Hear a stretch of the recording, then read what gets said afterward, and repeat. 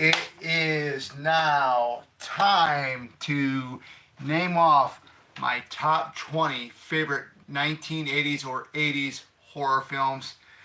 Some of this was a little tricky to do to make a top 20 list, but you're going to find out which ones are my favorites here. So we are actually going to go from normally people do this type of listing as they go from 20 to number one. So we're gonna go from my number one all the way to number 20. That's how we're gonna do it. So at my number one, it's no further ado. My number one, at the number one spot on my list, it's Friday the 13th, 1980. You guys know what it is. I actually got the 4K, which it is a little bit dark on this. I know people have complained about it, but it is a good film. One of my all-time favorites. It is, if I had to make a top three ranking, like I had said, I think one time before, that this will be in the top three. I just love it as much. I know a lot of Friday the 13th fans do not watch the first one. They go right into the second one, all the way to the 2009 reboot remake.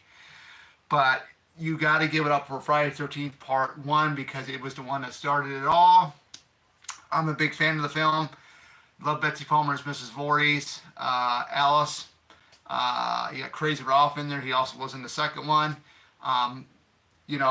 You just can't go wrong. I mean, this is how it started. A woman loses her son at a camp while she was working, drowned. She gets vengeance, and basically that's pretty much a synopsis. She tries to kill up all the counselors so that this Camp Crystal Lake does not open up ever again. That's what she wants. So I'm looking so forward with Linda Cardellini stepping up to the mantle, seeing what she does with Mrs. Voorhees, and that's it. So that's Friday the 13th, 1980 at my number one list. My number two list, believe it or not, and I get really, really pumped and hyped up if you guys can tell. So, my favorite werewolf movie of all time. And there's one other werewolf movie on this, but my number one favorite werewolf movie of all time. And I get a chance to meet two of the people from this film in August. We're talking about the original, the very first, Howling, starring Dee Wallace, directed by Joe Dante. Both of them are going to be at Flashback Weekend this August. Cannot wait to meet them. Hopefully they don't cancel out. That's what I'm hoping for, because it's been a long time coming, because I've been wanting to meet Dee Wallace. I know I passed up an opportunity years ago to meet her because there was other guests that I wanted to meet. But this is a chance. This is probably going to be a once-in-a-lifetime opportunity. Great film. It's got one of the best werewolf transformations of all time in this film. 5 minutes, 5-minute werewolf transformation with actor Robert Picardo transforming. Now, somebody might say, it's 5 minutes. Well, that's what that's what was said. It's a 5-minute werewolf transformation. The only other transformation that could rival it is the American Werewolf in London. That transformation was good, but I don't think it was as good as the Howling's 5-minute werewolf transformation. Great movie, awesome music, great atmosphere, all that. And plus, you get a cameo of Dick Miller in it.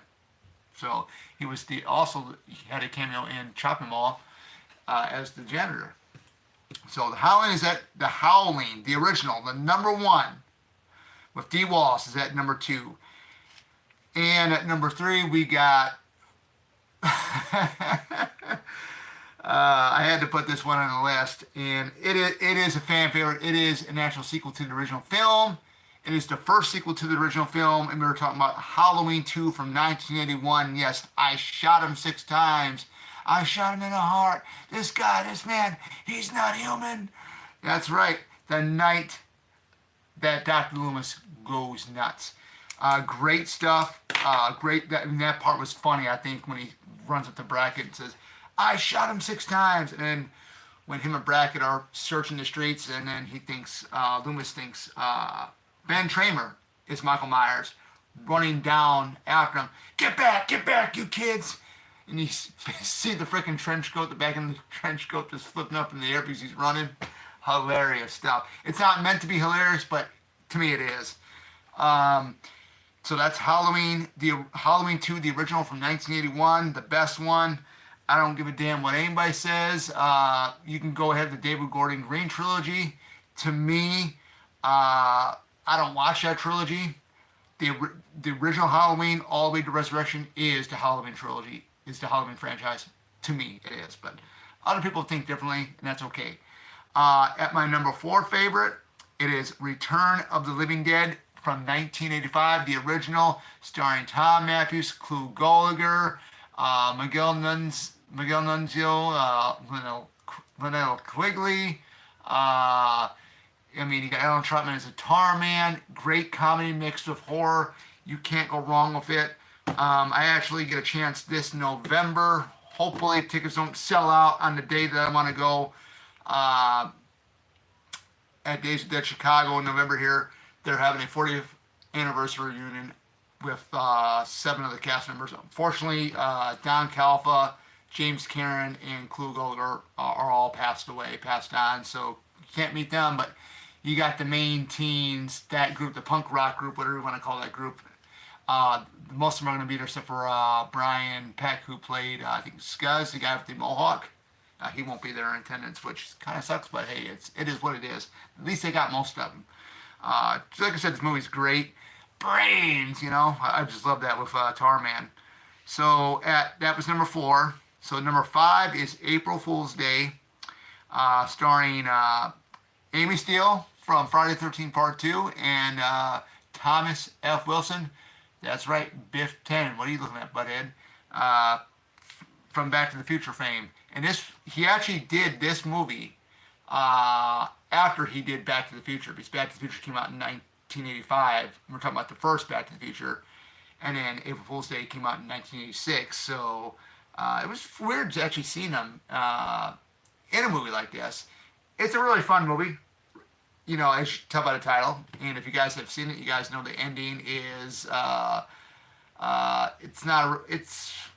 think it's a joke, but, I'm not going to spoil it if you've never seen it, but if you guys get a chance to see April Fool's Day from 1986 with Amy Steele, definitely check it out.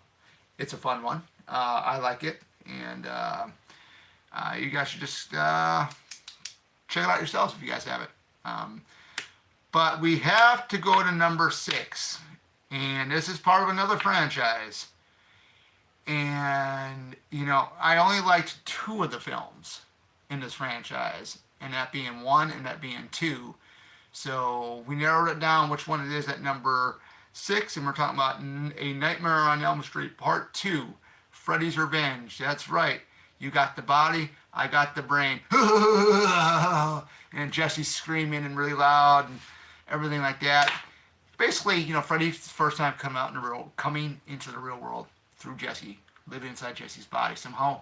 It's not explained how it happened, but I think it's a really cool concept. I like the concept of how Freddy does come out of Jesse's body in Grady's room. Robert Russell, man, great job acting in fear, because that was just cool stuff.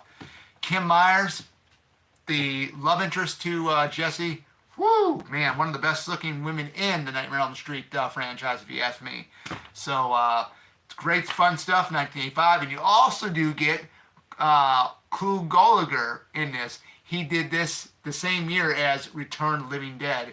He does say his one line in one point in the movie, buddy boy, and stuff like that, which is really cool. I think the whole thing with the bird going nuts and exploding in thin air, tells him, what'd you do? He's like, goddamn cherry bomb, and stuff like that. And then, Cheryl, it's 97 degrees in here, or something like that. I just think it's really, really great stuff. A lot of people didn't like this film. I know for a fact that they were going to go with a different guy to play Freddy, because you can tell a difference between Robert Englund and the guy that was playing Freddy in the shower scene before he kills Snyder. That was not Robert Englund, and they figured out that, we got to get Robert back. We got to get Robert back because this isn't working out. And they got Robert back, and there you go. But one of the best looking Freddys that I've ever seen on film, because anything beyond well, 3 was still good. It started mixing up more of the humor in there, but it was still dark. But anything past Dream Warriors was didn't like it, didn't care for it. So that's so Nightmare on Elm Street Part 2, Freddy's Revenge is at my number 6 favorite. Number 7 is another Jamie Lee Curtis horror film, and it is one I actually saw. I think it was like on the Dish years ago, and I saw it, and I'm like, this is a horror film of Jamie Lee Curtis that I've never seen. And we're talking about Terror Train, all aboard Terror Train, Terror Train. Love the music. Roger Spottiswoode, who directed the film, a decade later, he directed Tomorrow Never Dies, a James Bond film of Pierce Bronson. Actually, Pierce Bronson's second James Bond film. Definitely some good stuff there. Love the whole idea it's on a train. That is so unique, though. I mean, a slasher being on a train. I actually almost had the opportunity to meet Derek McKinnon, who played Kenny in the film. He's at Days of Chicago a couple years ago. Get there. I'm going throughout the entire ballroom, see all the guests to see if I can see him. And I'm like, something ain't right here. Something is not right. Where is he at? Where is the Terror Train guy? Go to ask the girl that took the tickets and stuff, to scan the tickets. She says, I don't know who that is. And I wanted to tell her, I says, you don't know who is coming to your convention?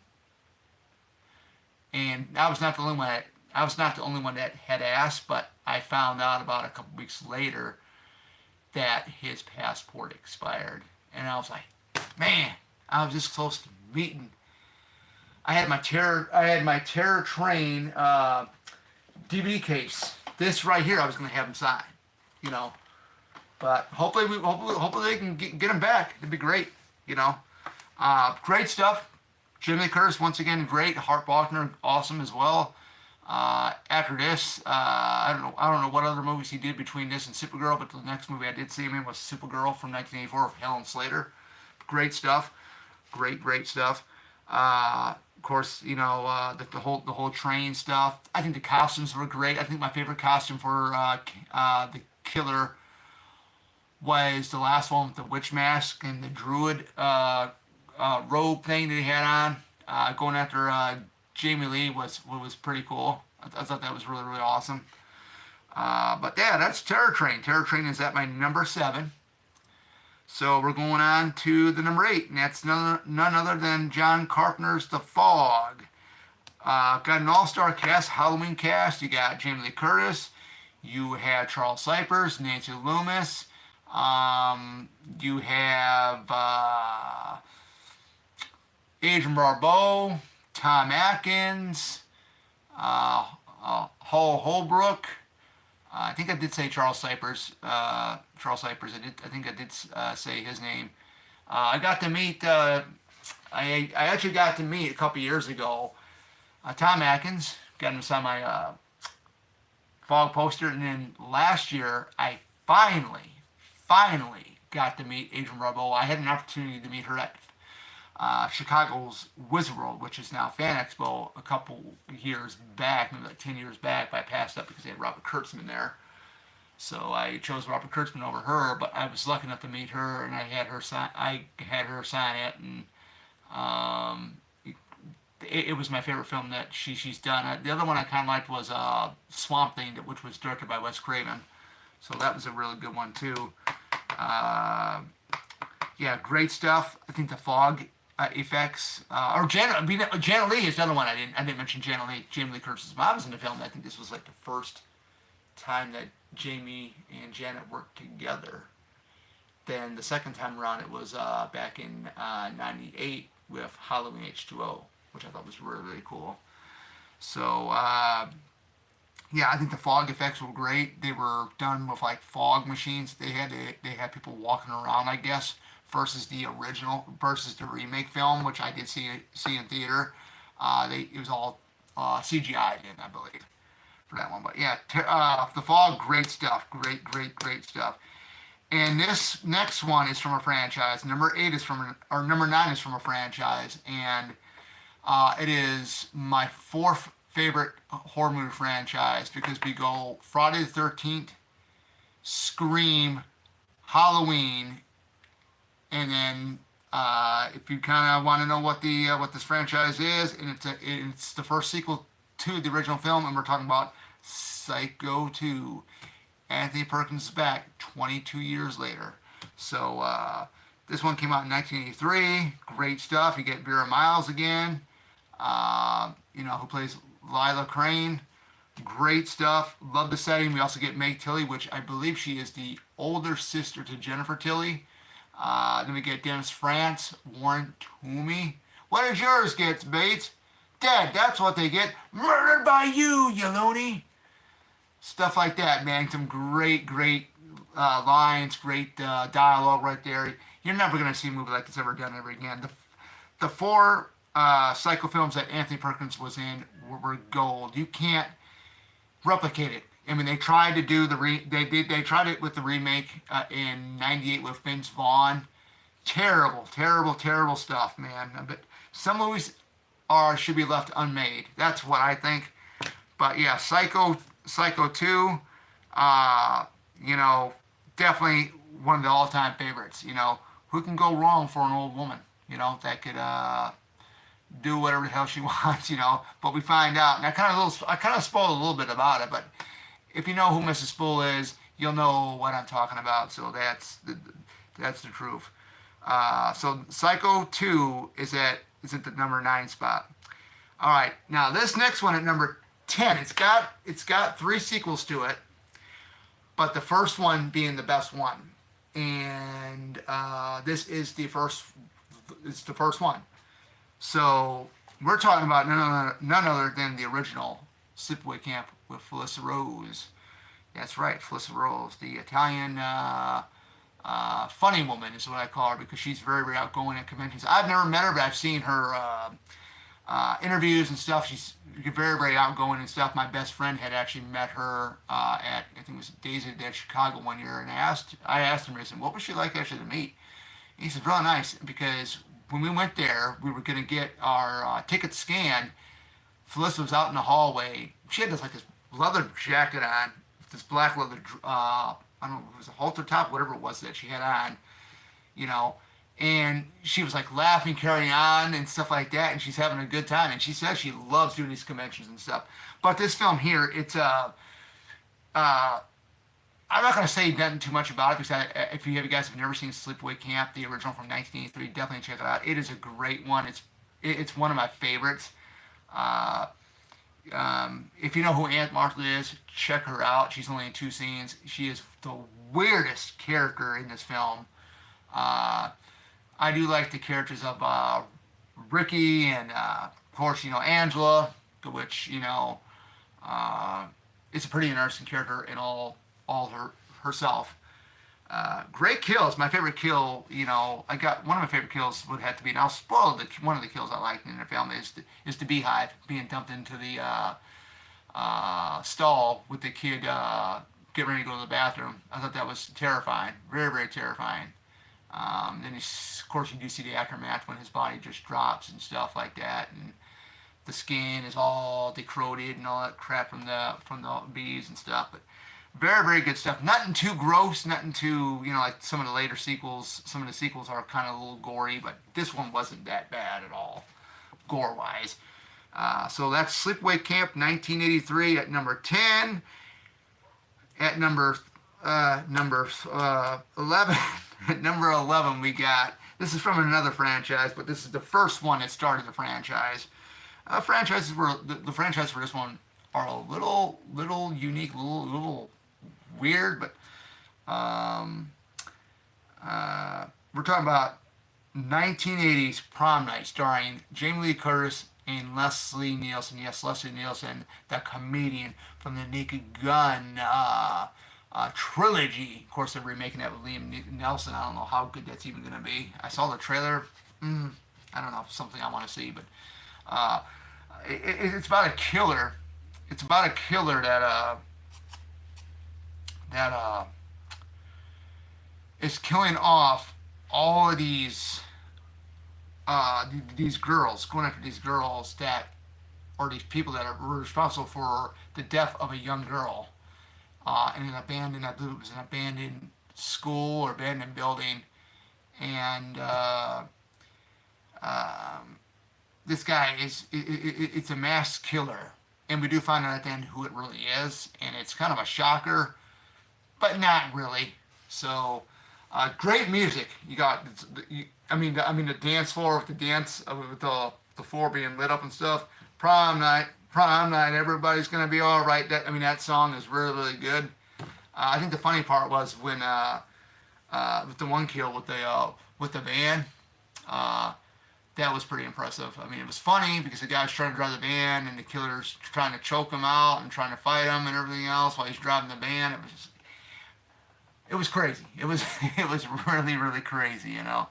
But yeah, you can't go wrong. This was, I think, Jamie Lee Curtis's. What is it?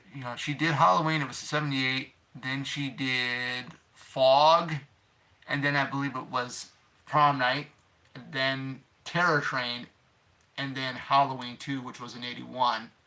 So I think I kind of got the order right with that. But definitely a great fun movie, man. You guys have got to see it if you guys have not seen it. Hopefully I didn't spoil much for you. For those who are watching have never seen this film. And at the number 12 spot, this is another sequel to a franchise, and we talked about it earlier. We were talking about Friday the 13th Part 2.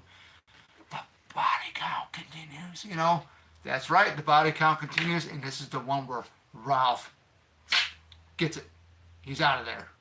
He ain't safe no more. So this is the one with Amy Steele, probably the most favorite final girl out of any Friday the 13th fan. She is my favorite. The other one would have to be in the number 2 spot, which would be Chris Higgins, played by Dana Kimmel in Part 3, which is an awesome character. I have yet to meet her. I know she started up doing conventions again. Hopefully Chicago can get her to come to a convention here in Chicago again, because she was at Flashback Weekend. I believe it was in 2012. It was a year before I started going to these things. But great movie. It's the debut of Jason Voorhees as the killer. What a hell of a debut, I should say. I still love the camp, the camp feel setting that we have. Man, I tell you, I feel so sorry for Mark when he got axed to the face. I always keep looking, where was Jason at when he threw the machete into his face? Was he standing beside him? Was he standing behind him? Because there's no way he could have been in front of him, because Mark would have seen him. So, yeah, I love the whole chasing with the cop and stuff like that. The cops chasing after him in the woods. Just very good stuff. The music, Harry Manfredini did an awesome job. Love the music. When you think about this franchise, you think of the music. I think of not only that, the setting, the atmosphere, the birds you can hear. I've even heard a common loon in some of these. It's a bird. I actually got the ringtone on my phone here. So it's really really cool, really really well done. And I love the sackhead Jason. I love the hockey mask Jason too. I love all of it, you know. But you can't go wrong with Friday the 13th. I know some people don't like it. I don't know why, but everybody's got their different taste, you know. My brother's a big diehard Halloween fan. I'm a fan of it, but not as much as he is. As I'm more of a Friday the 13th fan, because I grew up with the camping and stuff. But anyways, Friday the 13th Part 2 is coming in at number 12. My number 13 is Chopping Mall. Now, Chopping Mall stars Kelly Maroney, Russell Todd, who played Scott in Friday the 13th Part 2. We got Barbara Crampton, who I'm really excited about hopefully meeting this August at Flashback Weekend. We have Tony O'Dell. Of course, we got Kelly Maroney. She was also in Night of the Comet. Great movie. When I first saw the poster art of the movie, I'm thinking, boy, there must be a crazy killer in this mall. Kind of found out for the very first time seeing it, it's killer robots that are security robots with, I think the lightning actually does something with their short-circuiting them, and they go crazy haywire and they start killing people. It was funny how Dick Miller was talking to one of them, and he gets killed, he gets electrocuted, and the whole 9 yards. Very, very fun movie. Love it, man. A great, fun movie to watch. Definitely, if you guys can check it out, you guys can check it out. It's usually on the streaming services, like I think, so I know YouTube has it on there. for free you can watch. Tubi, I believe, has it for free, and I think maybe Pluto has it for free as well. So, yeah, Chop 'Em All comes in at my number 13 pick. So definitely a great one. Great one at that. All right, number 14. We're not done with this franchise, but it is Psycho 3. There's only been 2 Psychos in the 80s, and that's Psycho 2, and then this one here, Psycho 3, I believe it was in 86. Directed by Anthony Perkins, the man himself behind Norman Bates. You get Jeff Fahey or Diane Scarwood as Maureen, who is a nun. She kind of resembles Marion Crane from the very first film. You get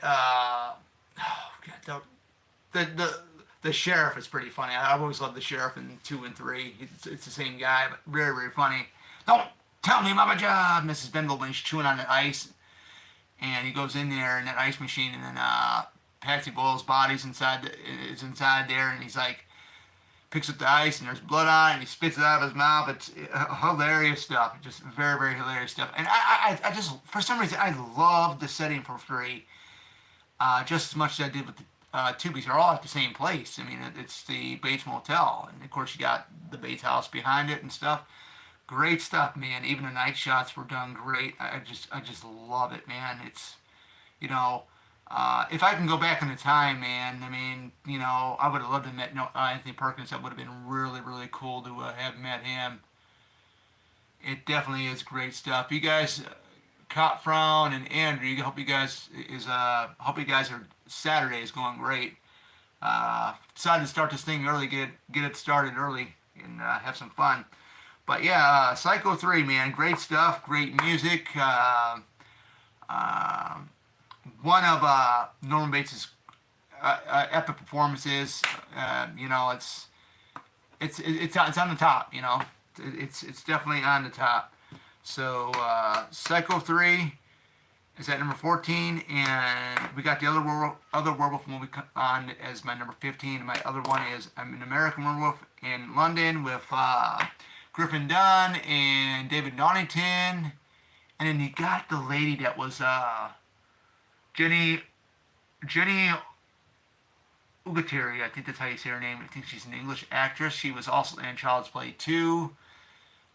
She played the foster mother to Andy Barclay in that, and then she was also in Captain America, The Winter Soldier.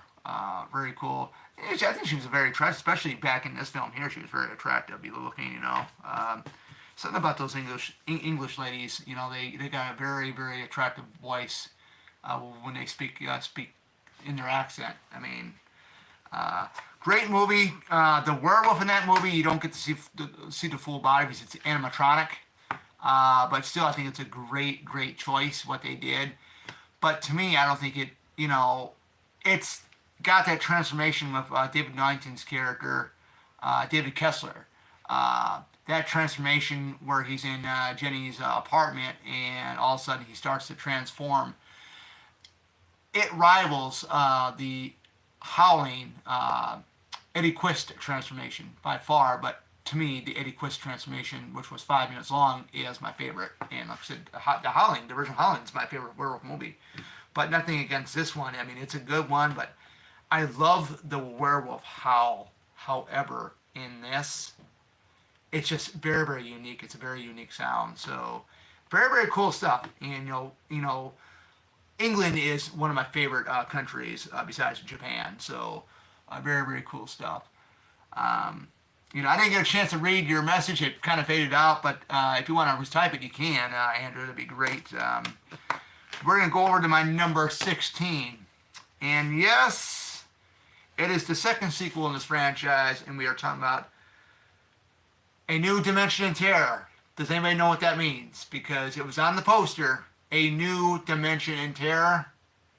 You know what it is. If you guys are big fans of this, just like I am. Friday the 13th, Part 3. This is the one where he gets the hockey mask from Shelley. They're in the barn. He takes on the bikers. Just everything about the entire film. I love the opening shot when, after they recap from Part 2, and they pan in slowly on the Crystal Lake store of Harold and Edna's store, and then you hear the loon, the bird loon.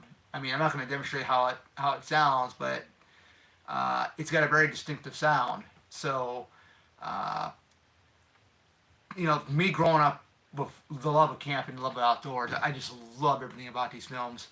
Uh, but it's great stuff. You get Dana Kimball, the Chris the Chris character has encountered Jason 2 years prior. Part 3 had the best set of females. It did. I actually got to meet Tracy Savage from there at Flash. It was at Days of Dead Chicago last year, I believe, or the year before that. I actually got to meet her, and yeah, I have to agree. They have the best looking women in Part 3. I have to agree on that one all the way around. I mean, they're all brunettes too. That's another thing. To me, with a woman, it doesn't matter what hair color she has. It doesn't matter to me. But it is the first one. It's very unique because you don't have Jason's name at all. They don't say Jason's name, and everybody in that film, out of the main cast, all brunettes. There wasn't a single blonde out of the main group in that film, which is really cool.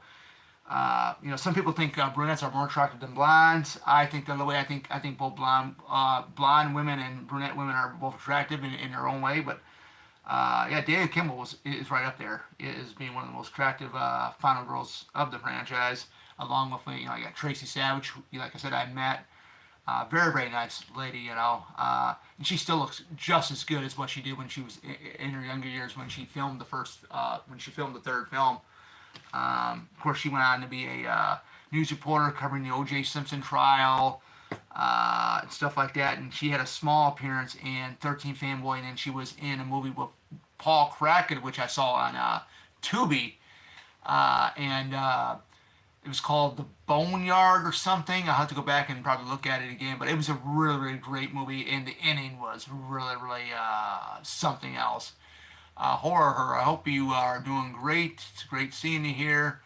Andrew, high five, wave to you. It's some great stuff. So, Party of the 13th, Part 3, man. I would love to know with that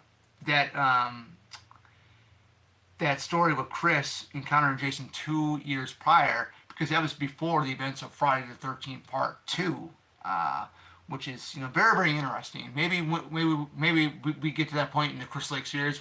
If they get to that point with that, maybe we'll see something like that happen. I don't know. Just the discovery of that. So at my number 17 spot, we are talking about Night of the Comet. Both that film stars Kelly Maroney and Catherine Merritt Stewart. It's not really a horror film, I don't think, but it's about a comet that comes. I think it's like about a comet that comes down and it basically turns everybody into like dust. And Kelly Maroney and Catherine Merritt Stewart, they play sisters, and they are pretty much the only one left alive, except for this other guy that had been hiding out in a. I don't know where they found him at, but and they're like the only three that are left alive, and of course you get like two little kids that are being experimented on and stuff like that. It's like a sci-fi type of film.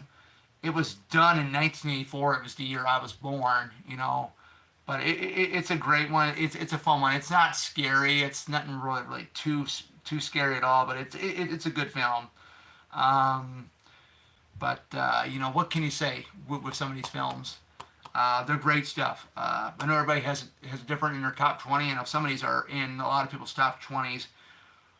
But my number 18 is another Tom Atkins film, and I had to put this one in here, and it is Night of the Creeps, which also stars Jason Lively. He is the brother of Robin Lively, who played the main girl in Karate Kid 3, and she was also in Teen Witch, which I did meet her. I got an 8x10 of her from Teen Witch. It's like the poster art for the film, but in 8x10 form. Very, very nice lady, very, very sweet to meet and everything else.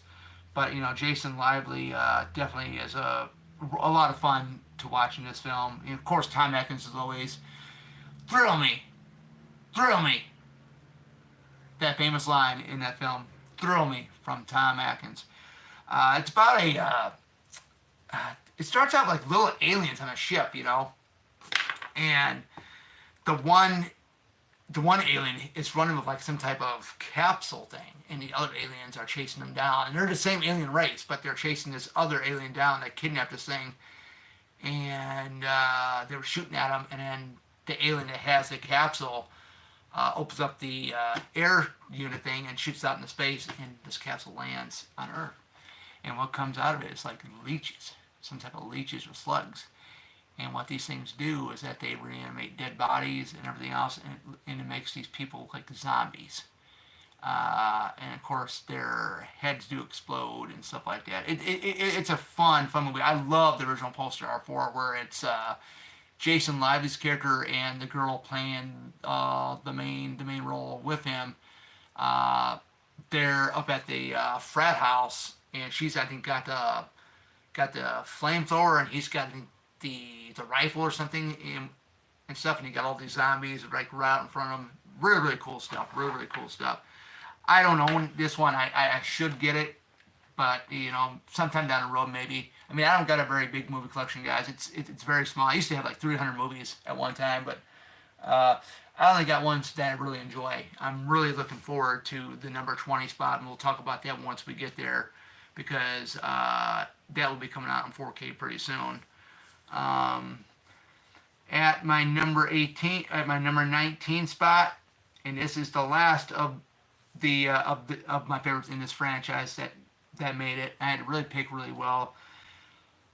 Final Chapter, if you know what that is, Friday the 13th Part 4. Final Chapter was definitely a good one. I love it. Ted White really made Jason scary. It was the first time we got to be afraid of Jason, and there was a reason why Ted White was scary as Jason. It had something to do with him and Joe Zito not seeing eye to eye on the Judy Arrowson scene when she's out in the inflatable boat, because they had to do a reshoot. They had to shoot that again, and Judy wanted to get out of the water. The water was freezing. She was naked out there, and I guess from what I heard, from what I know from sources and stuff like that, that Joe Zito, the director, didn't want her to get out of there because it'd be so hard to get the water still again. And she was, really, really cold, shivering and stuff like that. She was about ready to go under hypothermia. And Ted White says, "You either get that girl out of there now or I'm walking." And he really meant business. And I think there was another thing, too, with the Peter Barton kill in the shower, where he gets his face crushed. I thought there was another issue there with Zito and White there, too, with White saying, "You need to have protective backing on here if you're going to do this stunt." Stuff like that. Just really cool stuff. And that's, Ted White did say that's the reason why he didn't want his name in the credits, because he was just so pissed off about it. But yeah, his Jason was epic. He is one of my favorite, in the top three. If I had to say my top three Jason's performances of all time, Ted White is in the top three. That's how much I liked it, and it was in '84, and of course that was the year I was born too, so definitely a good year. I got to see these things as a little kid growing up. I was like 4 or 5 years old. My stepfather would have it, film the VHS tapes, and had HBO back in the day and stuff like that. We got to see the stuff, and it was fun. It was a lot of fun. Weekends, get to watch them on the weekends and stuff. It was great. This stuff stuck with me all these years. So the number 20 spot, the one I was mentioning earlier about, this one's going to be getting a 4K pretty soon. It is part of a franchise. You can watch it for free on YouTube, and you can also go ahead and watch it, I believe, on Tubi. And the second sequel, which is which is part 3, I remember seeing it one time as a kid. It isn't that great, but the first film was in this list, and we are talking about at the number 20 spot, and I had to really think about it. Hello, Mary Lou, Prom Night 2, starring the great Michael Ironside, and then of course you got Lisa Scaridge as Mary Lou herself. Definitely some great stuff. It's very different from the original Prom Night with Jamie Lee Curtis. It's not a typical slasher. It's more like a body possession movie, which that's what it is. It's about Mary Lou Maloney. Her boyfriend is Iron Michael Side. It happens in 1957. She wins prom queen, and a stunt happens where she gets ignited on fire. She dies, and then she actually comes back for vengeance, which I won't really discuss too much about the film because I don't want to spoil it for those who have never seen Hello Mary Lou Prom Night 2, but this is getting a 4K. I want to pick up the vinyl. I almost picked up the vinyl soundtrack for this movie at Days of the Dead this past March because there was a seller that was selling it. It was like $25, man. But I'm thinking about picking it up because I do got the vinyl player way over here on the other side of the room somewhere. Of course, this is a different setup, so I can't really show you where it's at now. But it's in the back somewhere on one of the walls here. But it's a good movie. I had to look to see if it went direct to video. It did have a limited theatrical release, but then it went straight to video. Now when they did Prom Night 3, The Last Kiss, which is also going to get a 4K release, I'm not going to pick that one up. You do get Mary Lou Maloney again, but it's not Lisa Scaridge playing her. It's Courtney Taylor, I want to say, that plays her. She can't even compare to Lisa Scaridge at all. No way. To me, then you get to Prom Night 4, Deliver Us from Evil, which I've never seen. It is free on Tubi. Prom Night 4, Deliver Us from Evil. It's about a killer priest. I've never seen it, but to me, I will make the stopping point. Prom Night 1 and Prom Night 2, as far as I'll go, I'll not go anything beyond Prom Night 2. But I just love Lisa Scaridge's performance, even though she is in it. She comes in it. She's maybe got like maybe I don't know, maybe like 10 or 12, maybe 20, maybe 10 or less than that scenes in there because she's possessing the one girl. She's actually inside the one girl's body. But it's really, really cool stuff. I love the cover art for it, and I hope when they come out with the 4K that we get that poster art for it because it is awesome. I know Lisa Scaridge is doing conventions. I'm hoping we can get her for Chicago sometime down the road because I'd love to meet her because I want to pick up the vinyl. Maybe get that signed. And Michael Ironside, who is doing conventions as well, does them. Michael Ironside was awesome. I was floored when I saw his name. I was like, I saw this years ago. It was actually when I was working a job third shift, and it was on YouTube then. And I gotta check this out because I've never ever seen anything past the first film, the first Prom Night. And I looked at it. First, I didn't really like it too much, but then after I watched it, I really, really enjoyed the film. You get one of the most famous actors of all time in a film, Michael Ironside. And my buddy had met him, and he said he was very outgoing. And I've seen him how he is, and he doesn't care who you are. He'll talk to you. He'll just.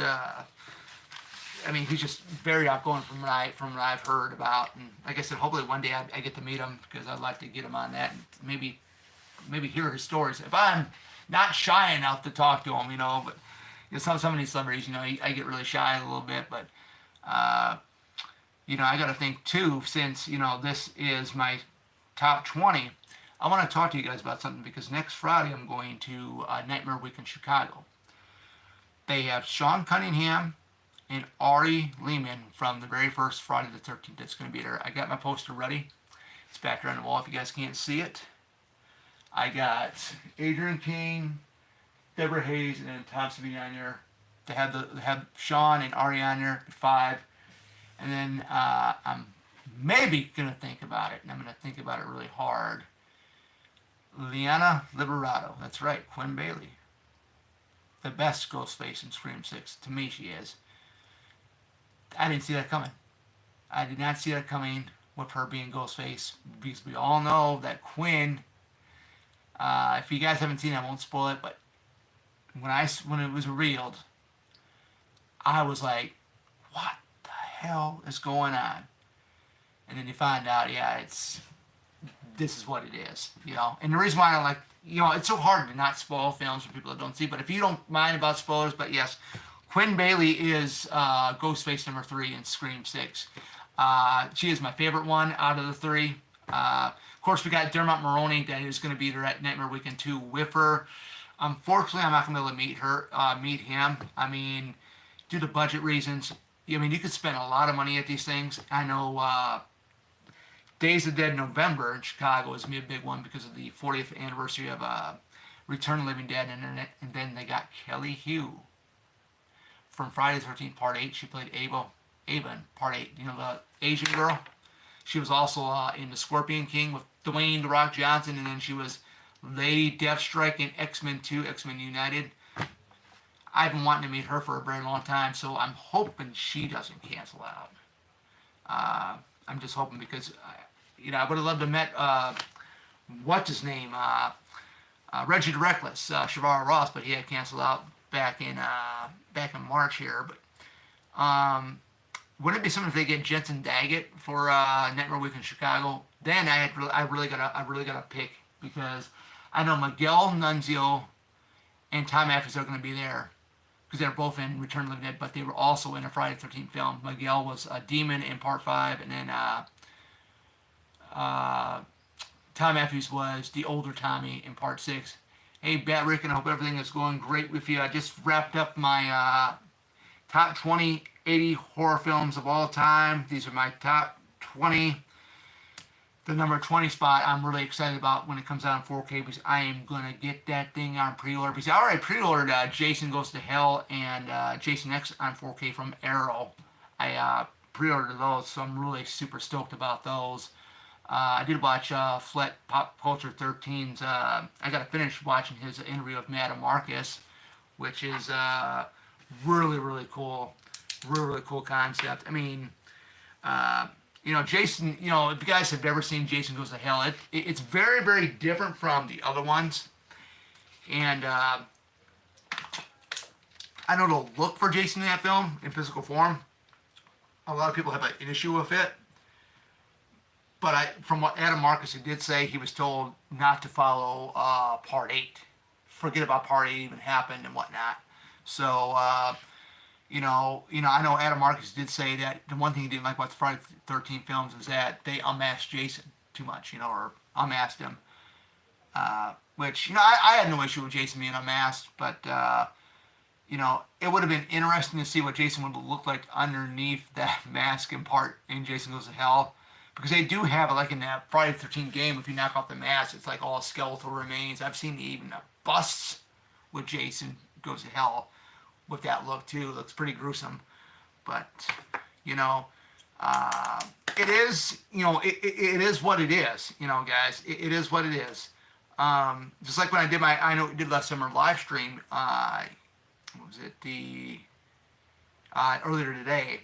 You know, I'm not the biggest fan of that franchise, to be honest with you, but I'm really stoked about the new film, and I cannot wait to see what is going to happen with that. But I do have something that I'm going to be working on next Saturday. It is another horror movie list, but it's going to be my top 90s horror movie list. And I got like 5 of them already on the list. I got to think really, really hard on which ones I want. You, Tales of the Crypt fan, I've seen the show. I've seen the show, Tales of the Crypt. It's good. Some of the episodes were really very scary, really disturbing. Some of them, but I never really watched it on a regular basis. But I mean, it was pretty good for its time. That I can say. I remember back in the day growing up watching Goosebumps when it came out. The show that was on Fox, which was based on the books and stuff like that, and then, you know, Are You Afraid of the Dark and stuff. But you know what really, really got me into the horror genre was Friday the 13th. Seeing those, that was my very first horror movie that I've seen. So it really is something. As long as it's not too gory, you know. I mean, I'm okay. I know the Saw films. I just can't stomach those, especially in part three with the guy that gets his joints rotated. Oh, I had to shut the movie off after that. I said, I can't. I can't do this no more, man. I'm about ready to turn. My stomach's about ready to turn. Uh, I don't want to get started on the Terrifier stuff because I heard that's gory. And the one thing I can't understand with Terrifier is that they're really, really promoting the hell out of these Terrifier, I guess, at these conventions. It's every convention I go to here in Chicago, they're there. They're everywhere. And I think they're going to be doing, I believe, from what I read online, that they're in talks of doing a part four. I'm thinking, oh, come on. I mean, how many times we got to have David Howard Thornton at a damn convention? I mean, how many times have we got to have Damien Leone at a convention? I mean, how many times we got to have the rest of the cast at a convention? I mean, Flashback Weekend, they got a huge Terrifier reunion. That's half of the guests. And I'm like, thank goodness we got Dee Wallace and Joe Dante from The Howling. Thank goodness we got Barbara Crampton. But I guess they're trying to promote I guess these conventions are trying to promote the hell out of the Terrifier franchise. That's what I think it is. Because man, I think they made more appearances than Kane Hodder at a convention by now, or they're right around that. Because I know he does a lot of conventions, but just really, really crazy. I've been wanting to have a Howling reunion for years, and we're getting a mini one with Joe Dante and Dee Wallace so far. The only ones we're waiting on now is Richard Picardo, who played Eddie Quist, and Belinda Balowski, who played Terry, Dee Wallace's friend in the film. And then I'm set. I still gotta get a Howling poster because this right here, it's a lenticular cover, but if I take it off, this ain't gonna be enough to have 4 people sign if they get the other 2. I could have Dee Wallace and Joe Dante sign it, but I mean, I kind of want to have the poster. That way, I can probably put it like right over here on the wall, right over here, right near the desk, the filming area. But you guys want to see something really cool? The art print that I got. I'm gonna show you guys something really, really cool here. I got this off of Etsy. Etsy's really great. Look at that. Isn't that awesome? That's just amazing. It really is. So, great stuff, great stuff. There's another one with the counselors all lined up in a row and stuff that I can get to. But it's really, really cool what you can find. I don't know if you guys can see I gotta see, hold on, let me get this back in the thing here. Well, these things are kind of hard to get back in, but let's see. Alright, we got it. I don't know if you guys can see in the background back there. It's maybe a little bit dark. But that's the Friday the 13th Camp Crystal Lake sign from the very first film. A replica made out of wood. So, yeah. But with further ado, guys, that is it. We're almost an hour in this live stream. Hope you guys enjoyed the live stream. Hope you guys enjoyed this top 20 80s horror films of all time of my personal favorites. Like I said, I'm just waiting to pull the trigger on Hello Mary Lou Prom Night 2 when it comes out in 4K because I'm going to get that, and I believe they're going to be reissuing out Prom Night 1 with Jamie Lee Curtis and Leslie Nielsen 2 on 4K. So I'm going to get those 2 because anything past Prom Night 2 is no good. But yeah, Prom Night 2, one of my favorite body possession movies of all time, and I mean, you can't really go wrong, but it's in what your taste if you like it or not. I mean, I like it, for what it is, and I do like Michael Ironside and Lisa Scaridge in the film. I think they were both great, and it's just really, really awesome to see the film. And like I said, you can watch it for free on YouTube, and I believe on Tubi and maybe Pluto, I believe, as well. But yeah, I mean, if you guys are still here, just let me know. I mean, if you guys want to ask any questions or whatnot. Tomorrow, I'm thinking about doing a video that's non-horror related. I'm thinking about talking about some of my favorite fighting game franchises, or what fighting game franchise I like the most. Or we can talk more in depth about Nightmare Week in Chicago. Nightmare Week in Chicago, I might not be filming in there. I might film in there, maybe. we'll just have to wait and see. I also am getting a new camera instead of me filming on my phone all the time. That way it ain't taking up all the memory storage.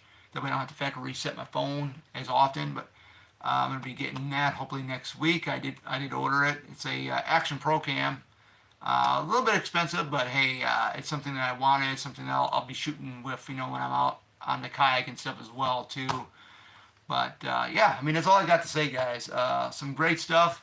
I'm gonna go ahead and get out of here and maybe hop on, maybe play a game or so or something like that. Just relax for Saturday and get up early tomorrow morning and go kayaking on a lake and just have fun with the nature, because that's what I love, is the nature. You gotta be funny. You gotta be funny. I mean that's what it's about. We only live once, guys. We gotta live it up, live it up, live it up. Just live it up. But without further ado, this is Oracle sign out. Take care. Have a great rest of your Saturday and a great rest of your weekend. And see you guys back here tomorrow. Without further ado, take it easy. Andrew, you take it easy. You stay out of trouble, man, and have fun. Bye.